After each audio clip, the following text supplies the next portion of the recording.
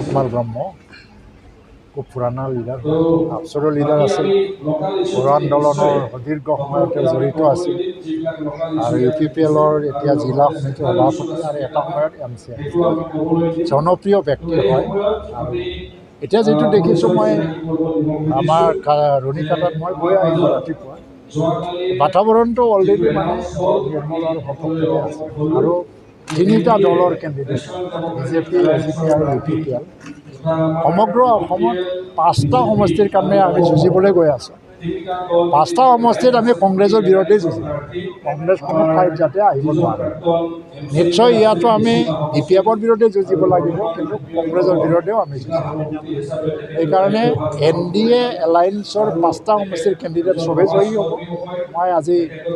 ক'ব বিচাৰিছোঁ সামগ্ৰী অলপমান টাফ ফাইট হ'ব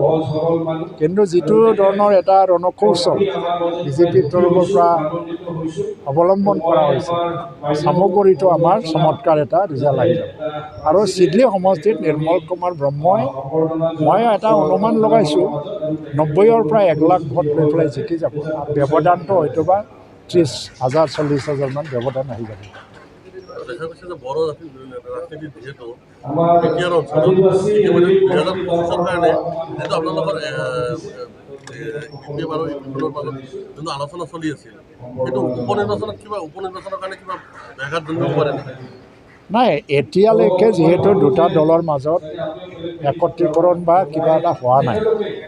সব দলে নিজৰ নিজৰ অস্তিত্ব ৰাখিবৰ কাৰণে নিৰ্বাচনত নামিব মই আগৰ পৰাই কৈ আছোঁ যে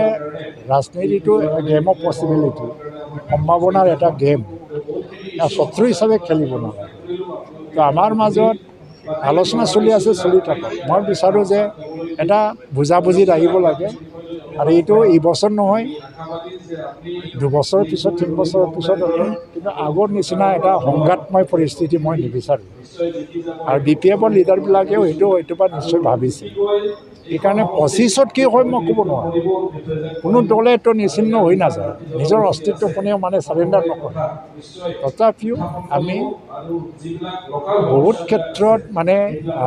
এই শত্ৰুতাটো এই কনফ্লিক্টবিলাকক এৰাই চলিব পাৰে হাগ্ৰামা মহিলানীয়ে কালি কেণ্ডিডেট ঘোষণা কৰাৰ পিছত কৈছে যে প্ৰমোদ বড়ো হাচাও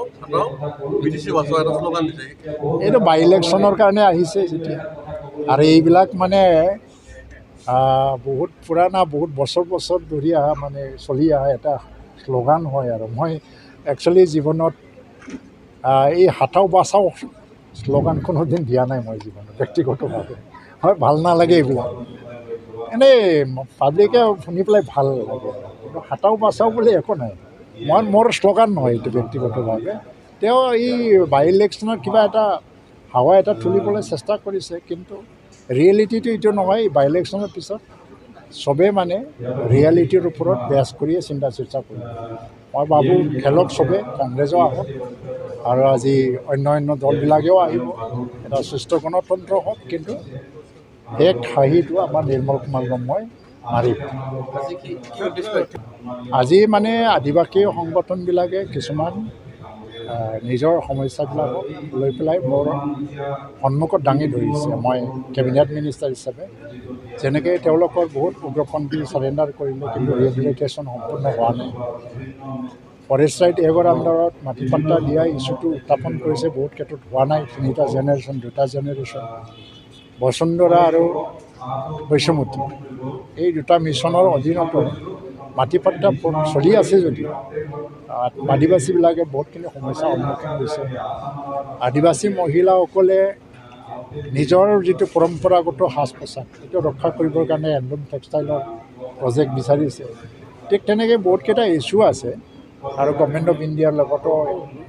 কথা পাতিব লগা তো মই শুনিছোঁ আৰু গোটেই বিষয়টো মই মুখ্যমন্ত্ৰীৰ লগত আলোচনা কৰি পেলাই সমাধানৰ কাৰণে ব্যৱস্থা ল'ম বুলি আজি প্ৰতিশ্ৰুতি দিছোঁ আৰু যিটো মাটি পাট্টা বা আদিবাসী ফিজ একট আৰু বড়ো ফিজ একট 2টা ফিজ একট ইয়াত চলি আছে তেওঁলোকে ইয়াত ৰূপায়ণৰ কাৰণে দাবী কৰিছে কিন্তু BTR অঞ্চলত আদিবাসী ফিজ একটটো যদি ৰূপায়ণ কৰিব লাগে তেতিয়া বড়ো ত্ৰিছ একতটোও মানে নজৰত ৰাখি পেলাই কাম কৰিব লাগে। তাৰ কাৰণে কেতিয়াবা আমি আদিবাসী সংগঠন বড়ো সংগঠন বা BTC ডেভেলপমেণ্ট কাউন্সিল বা ৰাজ্য চৰকাৰৰ হস্তক্ষেপত মুখ্যমন্ত্ৰীৰ হস্তক্ষেপত ইয়াত এটা আলোচনা মানে কৰিব পাৰি আৰু এই সম্পৰ্কে মই নিশ্চয় আলোচনা কৰিম। সেইখিনি কথা মই তেখেতসকলক দিছোঁ আৰু তেখেতসকলে আজি এইটো মানে খুব আশা লৈ পেলাই মোৰ মানে সন্মুখত উত্থাপন কৰিছে যেতিয়া নিশ্চয় মই দায়িত্ব সহকাৰে পালন কৰিম।